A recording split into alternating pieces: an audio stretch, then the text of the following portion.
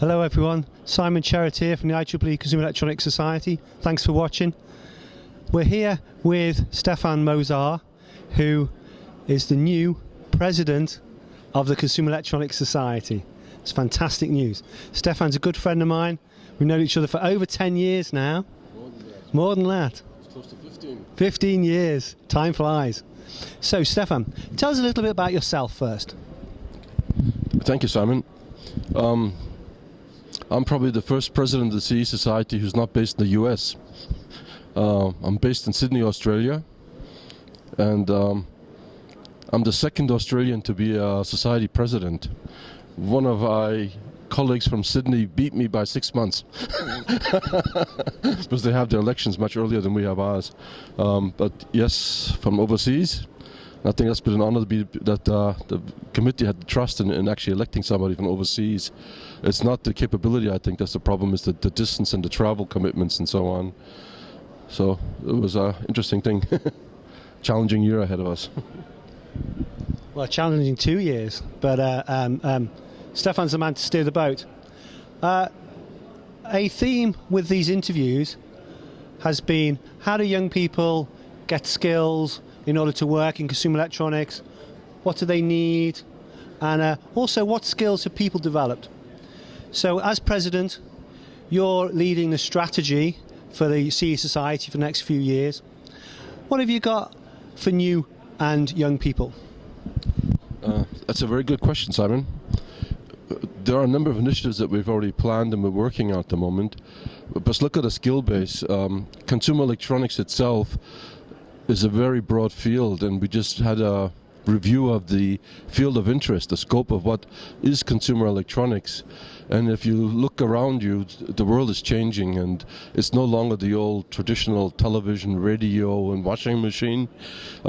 It's mobile devices, it's music, it's games, it's communications in general, personal communications. We talk about a personal area network at home. Social networking is becoming part of consumer electronics. The mind's the limit at the moment. I remember when I was a design engineer for a TV manufacturer, we were never worried about our competition, who were also making TV sets.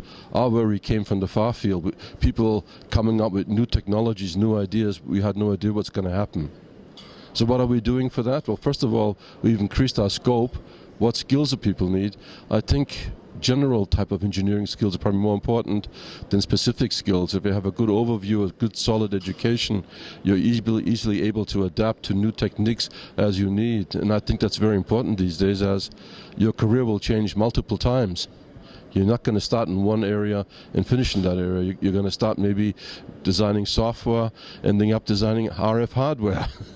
It's sort of as strange as it sounds. That's sort of the path people take these days. But apart from the engineering skills, we also need to look at soft skills. And particularly with our gold membership, we're looking at getting people from industry to come in and go to our gold meetings at a society level, which we're having, and hopefully we can filter it down to the chapter level.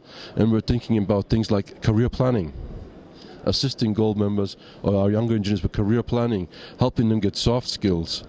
The other thing that we're sort of seeing these days is the migration of a lot of the design and manufacturing from the west to the east results in that people in the west who still work in consumer electronics often need very, very good project management skills. So we're going to be working on project management. Another initiative the IEEE has taken is English, technical English for non-English speakers. And we're going to introduce that in our conferences and provide opportunity for people from a non-English speaking background to improve their technical English. Thank you. Look forward to being part of that.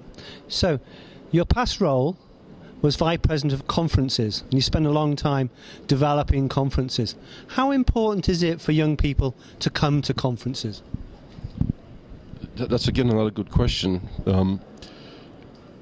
There's two aspects of conferences. There's one, if you're in the academic world, you need to score papers.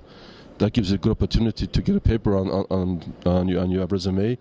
But I consider that to be the least important aspect of conference.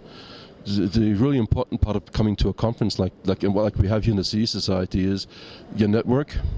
To survive in this fast-paced world, you need to build up a good network of people which you can maybe collaborate with, people you can sort of share ideas with. And coming to a conference, you should not just listen to the area of your expertise. You should go around and sample talks outside your area of expertise to see how you can maybe synergize, how you can learn from that, see what you can adapt from that, or maybe you can find something that in the future puts you in a different direction altogether with your career. So I think it's more a learning and networking curve than presenting papers.